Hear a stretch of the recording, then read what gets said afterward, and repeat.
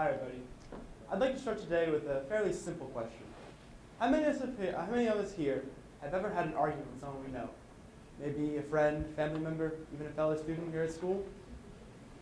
Now, how many of us have walked away from that argument with a changed mind, realizing that, you know what, we were the wrong ones? A lot less of us. And I bet it's safe to say that the person we were arguing with felt the same exact way. See, that's the problem that I see in today's society. We argue for the sake of winning, for the sake of being right, rather than for the sake of learning, because we're too stubborn and prideful to be wrong. That's why today I'd like to present a new view of how we view arguments, disagreements, and compromise. It's an idea I'm going to call proper discourse. Now, what exactly is proper discourse?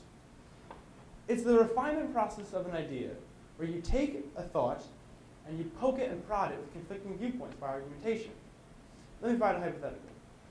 Let's say we have two people, each who believe different things, and meet together and they realize they disagree on something.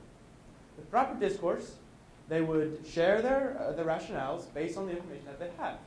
Now here, information can include the facts that they know, the experiences that they've had, or the experience of others that they've learned about. And after they've heard each other out, they reevaluate their positions and adjust their beliefs accordingly. Perhaps they come to a compromise and someone changes their mind. Perhaps not. Winning and losing here isn't important.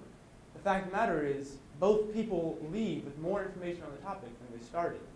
You see, information is the key here, because as this process is repeated over and over again, the information becomes more widespread and more comprehensive, and the truth of an idea starts to emerge.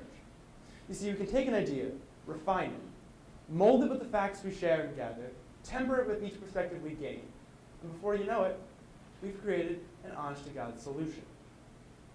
Now we all know what proper discourse is, we have to discuss what we need to make it work. Because let's face it, I don't think any argument has ever been so civilly calculated as the one I just described. The first thing we need are some free thinkers, some people who can stand up and challenge conventional thought.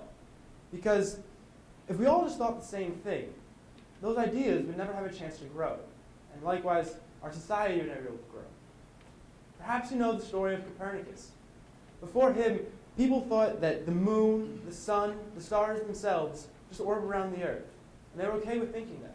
But Copernicus stood up and realized that, maybe we orb around the sun. It was a radical idea, but with proper discourse and information, he was able to prove it. And it's now become science fact. Charles Darwin is the same way. The world had never had ideas like evolution before, that life was constantly changing. But using this information, he was able to show what proper discourse can do. Secondly, the whole process revolves around a certain sense of respect that we need to have. We need to approach each argument and each opponent as strong enough thinkers to have come up with their rationales based on the information that they have, even if it's 100% contrary to what we believe. They're smart enough to come up with something, and we need to respect that. And finally, and most importantly, we need the acceptance of the fact that it's possible, if not even probable, that we're 100% wrong.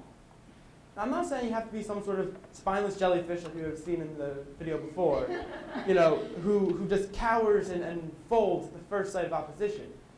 But you need to have an open mind. You can't walk into something saying, oh, I must be right, or oh, you must be wrong. Proper discourse has a place for passion, but not dogma. Now, the sad fact of the matter is, this is not a new idea. Proper discourse was one of the core tenets in the founding of democracy back in Greece. It helped drive the Renaissance and the Industrial Revolution.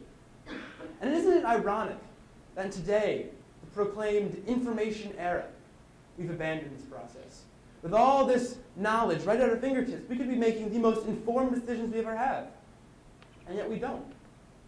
So that's why I'm calling here, this body of students and adults, to make the change now. Because if we start doing this now with our proper discourse, and making it work, the limits that we have, there's no limits to the progress we can make. Gone would be the days of the hyperpartisan Congress, perpetually gridlocked with politics. Okay? So I'm asking, stand up and make this change with me.